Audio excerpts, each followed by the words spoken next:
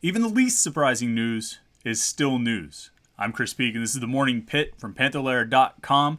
You know that website, Panther-Lair.com, Pittsburgh.rivals.com, the most comprehensive. You know all that stuff. I don't even have time for that today as we started on this Morning Pitt right here on YouTube.com/Panther-Lair.com because there was news, real news, honest to God news that came out of Pitt football yesterday.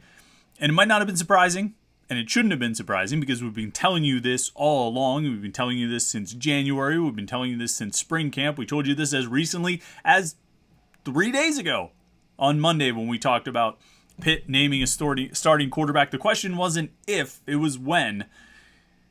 And more to the point, it wasn't a matter of who, it was a matter of when that announcement would come. And it finally came on Wednesday. Pat Narduzzi announced that Kedon Slovis is Pitt's starting quarterback to the surprise of none. And that was the first response that a lot of people had. Well, that's not a big surprise. We all knew this was going to happen. And I think, myself and some of those, the rest of us who were around the team all the time and reporting all these things, I think you knew, I take that as props for us because you knew it was going to happen because we kept telling you it was going to happen. It was just a matter of when. And it finally came to pass. But even though it was news you expected, it's still news. Because Pat Narduzzi has now put the stamp on it. And Frank Cignetti, co-signs it. And Kedon Slovis is the guy. As expected, he's the guy. And I almost debated going live yesterday for a live Panther-Lair show. A special live stream to talk about the big news of Kedon Slovis being named the starting quarterback. But, I just kind of...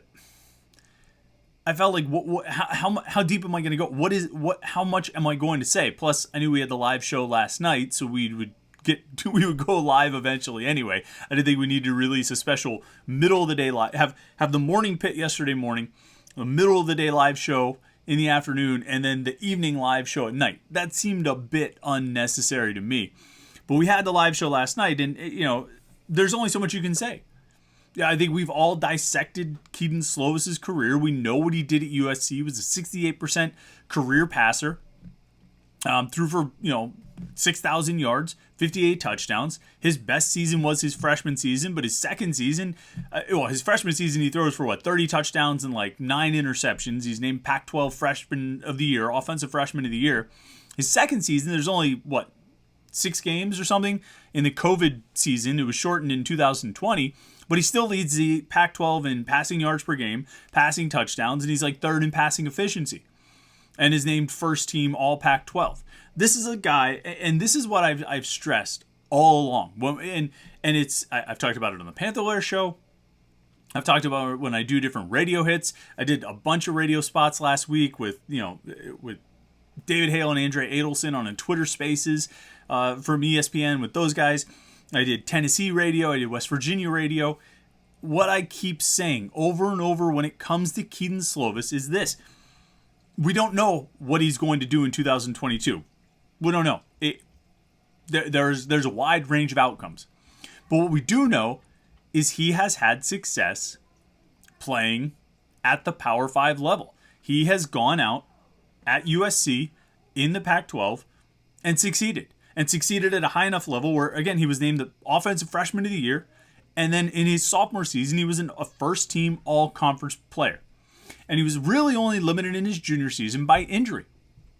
And injury, I think, opened the door for Jackson Dart to possibly win the starting job. But by the time you got to February or January, both Dart and Slovis were gone because Lincoln Riley brought in Caleb Williams. This is not a case of a guy running away from a situation where things had gone south from him, where he had lost his job, where he didn't see a clear path to being the starter. This is a guy who had success, who achieved at the highest level, playing at a Power 5 school, and then through, I think, some circumstances that we may look back as being very fortuitous for Pitt, ends up transferring and joining the Panthers. And now, to the surprise of no one, but at least it's official, has been named the starting quarterback. I think Slovis, from everything I said this all along because it was everything I heard from people at Pitt, people who watch practices, people who are around the team, that Slovis was the better option. Nick Patti can move the team down the field. Nick Patti can run the offense. But Slovis has the higher upside. Slovis is the one who can, push the ball downfield, who can make the big time throws, who can lead the team to success. You know what I mean? And lead the team, I think, really elevate the offense. Is he going to be Kenny Pickett? I'm not going to say that. I don't know. Odds are no. Kenny Pickett had the best season by a Pitt quarterback in school history. I'm not going to sit here and say this guy can do that. What I am going to say is that I think he can be good enough with the weapons he has around him and the offensive line in front of him. He can be good enough to succeed and help Pitt succeed. Speaking of that offensive line, hopefully you caught our preview yesterday on the Morning Pitt, right here on our YouTube channel, youtube.com/Panther-Lair.com. We broke down the O-line. We broke down the tight ends. The day before that, we broke down the quarterbacks, running backs, and receivers. And this is all part of our new daily feature here on our YouTube channel, the Morning Pitt. Every morning we put out a new video. Might be 15 minutes, might be 20 minutes, might be 10 minutes. However long we need to talk about the things we need and or want to talk about on any given day. When there's news, like Kedon Slovis being named the starter, that's going to be one of the things we talk about. We'll find topics to talk about on the days when there's no clear and apparent news to break or to discuss or to analyze. We'll have plenty of things to talk about. Monday through Friday, every day, we're going to release one of these videos on our YouTube channel, youtube.com/Panther-Lair.com. So hit that subscribe button right there. It's always awkward. I can't totally tell if I'm pointing at it. Hit that subscribe button so you never miss any of our videos that we release, and also so you never miss our live stream. Anytime we go live, Wednesday nights at 8:30 for our Panther-Lair show, or post game, or when there's big news that breaks, something really major that we need to talk about right away, we might just fire up the live stream machine, and you want to know about it. You don't want to miss it, so make sure you're subscribed to our YouTube channel, and you'll never miss any of those things. Also, make sure you like this video. That's a big help to us. All you do is just click the button. Just click the little like button. It's a big help for us in helping to get exposure and get these videos, seen by more people, so we can keep doing it. And because I'm enjoying it. This is our first week. This is like the fourth one of these that I've done, but I've enjoyed it. It's been fun, and I hope you've enjoyed watching and listening to these too. You can find all of these Morning Pitt episodes on your podcast provider, Spotify, Apple, wherever else we may send it, wherever else you want us to send it. If you have another podcast provider that you think we should send the podcast to, let me know. We'll do what we can to get it there as well. Well, this week, as we said, we'll talk about breaking news when there's news to talk about. As in the quarterback being named, starting quarterback being named. But this week, we're also focusing on what we learned from training camp. We're kind of going position by position. We started on Tuesday with the quarterbacks, running backs, and receivers. Yesterday, it was the O-line and the tight ends. And today, we're switching over to defense. And I thought a lot about how I wanted to break this up, position-wise. Which positions we do then, here and there. Should we do the D-line, should we do the O-line and the tight ends together, quarterbacks and the skill guys together? What should we... How are we going to break these guys up? And I thought about maybe doing the D-line and the linebackers, but I have so much I want to say about the linebackers that I feel like, and there's so many guys on the D-line to talk about that I can't really combine them. So we're just going to do the ends and tackles here today. And what we learned in training camp about Pitt's defensive ends and defensive tackles. And to some extent, what we learned about the defensive line is kind of similar to what we learned about the offensive line, because all of the guys from last year are back, except Keyshawn Camp. I guess he would be the one guy who's not back from the defensive line. Everybody else, all the defensive ends and all the tackles except for Camp. It's kind of like the offensive line, where all of those guys came back, and so you sit back and you say, I don't know that we learned anything about any individual players. Although I think there were some things that we kind of gathered about Branson Taylor and Ryan Jacoby. I think we got a better sense of speaking of the offensive line, we got a better sense of the right guard situation, kind of where Matt Gonsalves fits in at right tackle. And I think there are probably some observations like that to make about the defensive line. But by and large, you know who these guys are. We know who these guys are. Pitt coaches know who these guys are. And this is all a very good thing.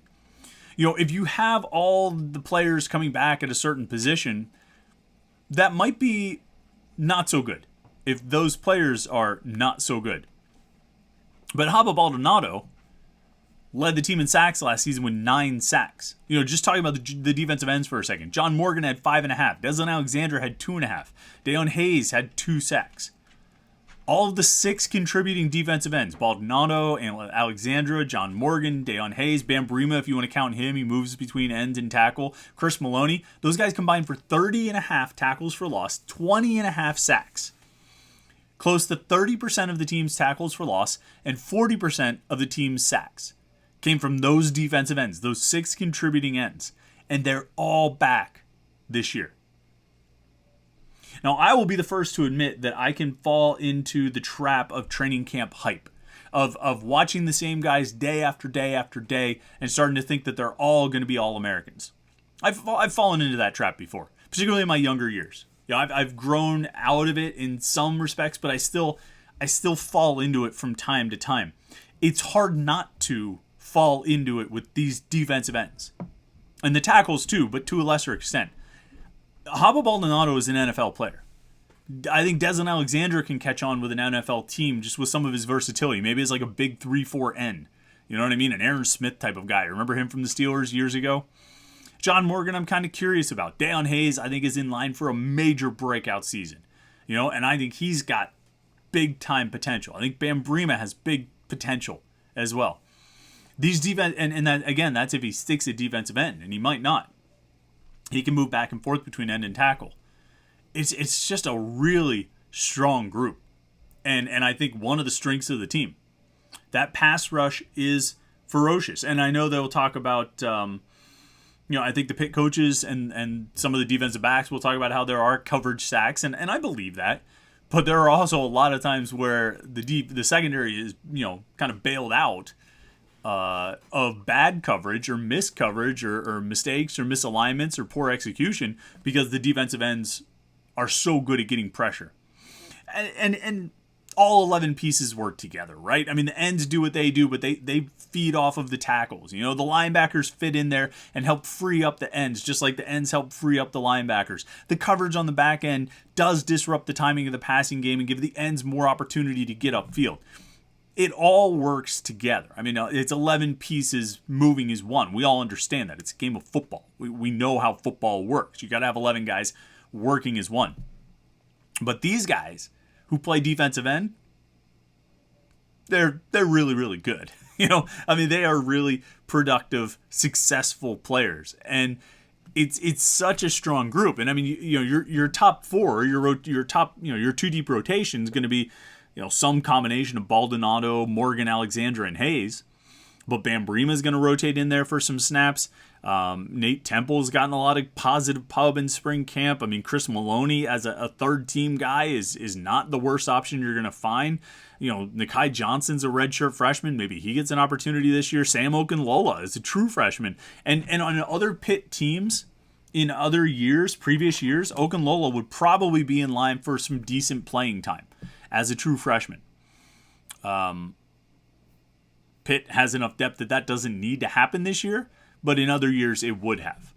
It's a strong group, and it's one that I think is going to continue just to build off of what they did a year ago. And it's been year by year building. I mean, you turn the clock back to 2016, Juan Price had a bajillion sacks. Or 2015 or whatever it was. I think maybe both years, Juan Price had a lot of sacks. But the rest of the D-line did not produce. And the ends in particular did not produce. In 17, it started getting a little bit better. 18 and 19, you start getting breakout seasons from Rashad Weaver and Patrick Jones. And obviously, those guys are all Americans in 2020. I guess in 19, Weaver was hurt and missed the season. But those guys both have All-American seasons in 2020, and you've got this sort of steady growth over the last, say, 4 seasons, where just year by year the DNs keep producing more and more and looking better and better, and I don't really see that slowing down, because there was a question, what are they going to do after Weaver and Jones? Well, they got Baldonado and Morgan and Alexander out there, and just kind of picked up and produced, if not more than Weaver and Jones did, at a level that was more than enough to help this team win 11 games. It's big time. It's a big time group out there at defensive end. And when you move into tackle, it's a really interesting situation. And I was looking back over every summer we do this piece called The Anatomy of a Position. And did it about a month ago. It was in like July or so. Kind of went through position by position where we looked at the last, I think, 5 recruiting classes. So the classes of 2018, 19, 20, 21, 22. All the classes that would put players on the current roster, right? With the 2018 guys being the redshirt seniors. Possible exception for 2017 players who could be super seniors. But typically, you're looking at your last 5 classes from the redshirt seniors all the way down to the true freshmen. And we do this series, this Anatomy of a Position series. Look at the last 5 recruiting classes. Who did they sign at each position? Are they still on the roster? What are they doing? What have they produced? Where do they play? And then, kind of look at the current roster and sort of size it up of what are these guys? What are they able to do? And the defensive tackles are really interesting because in the last 5 classes, Pitt has signed 7 defensive tackles. And all 7 are still on the roster. All 7 guys, from Devin Danielson and David Green and Tyler Bentley in the 2018 class, Kalijah Cansey in the 2019 class, and then Elliott Donald and Dorian Ford 2 years ago, and Sean Fitzsimmons this year. 7 guys, all still on the roster. Now, defensive tackle is an interesting position, of course, because it's not typically a position that's highly productive. That's not typically, you don't typically get Aaron Donald level production out of the defensive tackle position, but Pitt has had this weird knack for sort of recruiting and developing highly productive, undersized defensive tackles. It doesn't even start with Aaron Donald. It starts a couple years before him with Mick Williams in 2009. You look at Mick Williams in 2009, you think he was an all-conference player, undersized defensive tackle who was explosive off the ball and got into the backfield to make a lot of plays. A couple years later, obviously, Aaron Donald does what he does. A couple years later, Jalen Twyman. A couple years later, Kalijah Cansey. I don't know who that next guy is. Maybe Isaiah Neal in this 2023 recruiting class. I think he's going to be really good. Sean Fitzsimmons, the true freshman this year from Central Valley. Monaca kid who goes to Central Valley. They just had this. I don't know who the next guys are, but they've had this knack for rolling these guys out there, finding these undersized defensive tackles who can be impact playmakers and get into the backfield. But what's interesting about this group is, Kalijah Cansey, has 8.5 sacks, 20 tackles for loss in his career. Last year he had 13 tackles for loss. But you look at the career numbers, Cansey has 8.5 career sacks. David Green, Tyler Bentley, and Devin Danielson combined have 8 career sacks. And they've all played 35, 36, and 41 games respectively, whereas Cansey has played 26. There's obviously a heavy imbalance in the production, and it's tilted toward Cansey, who was, a first-team All-Conference player last year, getting some preseason All-Conference love, some preseason All-America love, and rightfully so, and I think he'll have a big season. Now, I think Cansey is the anomaly. He's the exception rather than the rule. It's not typically, that 4-3 defensive tackle is not typically a highly productive position. Green, Bentley, and Danielson are probably more along the lines of what you traditionally get out of that spot. But if they could get someone else to step up, and DeAndre Jules is a guy who's going to see a lot more playing time this year, maybe could fight his way into that 2-deep rotation and bump one of those older players out. Fitzsimmons in a lighter defensive tackle room, if they didn't have as much returning depth as they do, Fitzsimmons would be, if it was a couple years ago, if it was 5 or 6 years ago, Fitzsimmons would be in the 2-deep rotation. I think he's played that well in spring camp and training camp after enrolling in January.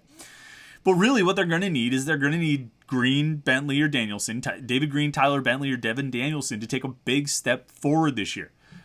Get a little more production out of those guys. So you have the ends coming, blasting upfield, and you've got Cansey doing what he does to guards and centers.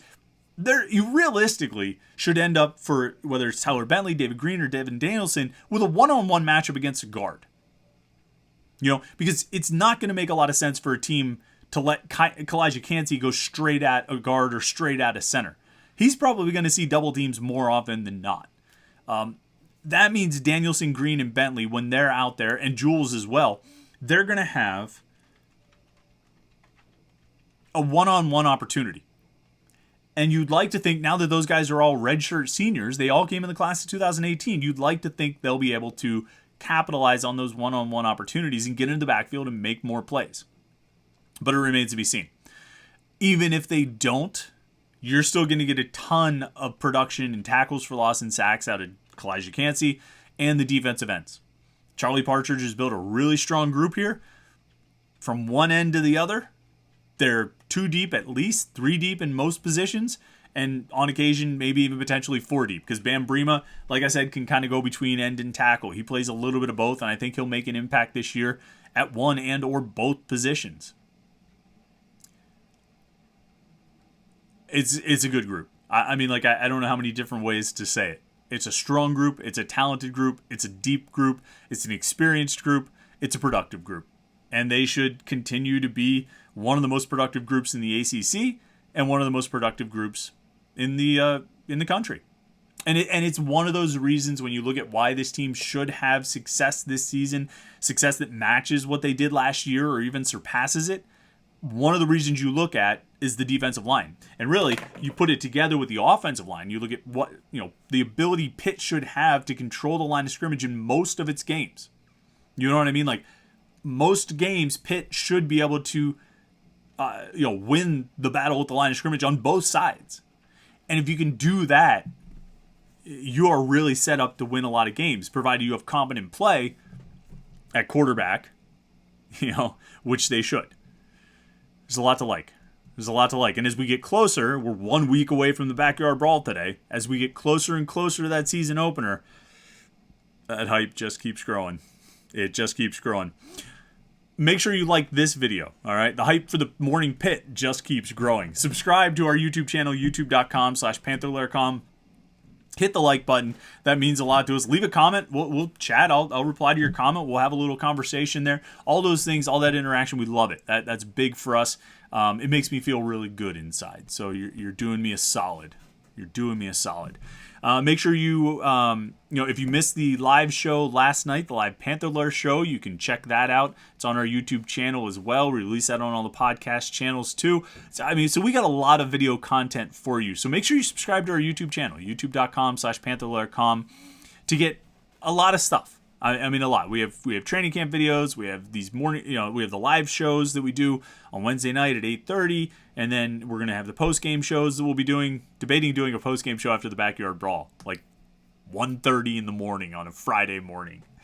See what kind of weirdos are up at that time. I think it'll be fun. Actually, I'm kind of looking forward to it. And then of course the videos that we do here every day, the Morning Pitt, Monday through Friday, just Pitt topics. Discussing them, breaking them down for 15 or 20 minutes, or 10 or 25, whatever it takes to cover the topics that we want to cover. So thanks very much for listening or watching or however it is that you consume this. Like I say, hit the like button, subscribe, tell a friend, share it with people. We'd love to have more people checking this out. We definitely appreciate everybody who watches so far. Make sure you stay tuned to Panther-Lair.com, Panther-Lair.com, Pittsburgh.rivals.com. We will have lots of coverage. Believe me, wrapping up training camp and getting you ready for the backyard brawl next Thursday. I mean, we're in the 7-day countdown now. The next time we talk, the Morning Pitt tomorrow, we're going to be inside of 7 days. It's coming fast, folks. It's coming fast. Get ready. And you can always get ready at Panther-Lair.com, right here on youtube.com/Panther-Lair.com. So thanks. Have a great Thursday. We'll talk to you tomorrow morning.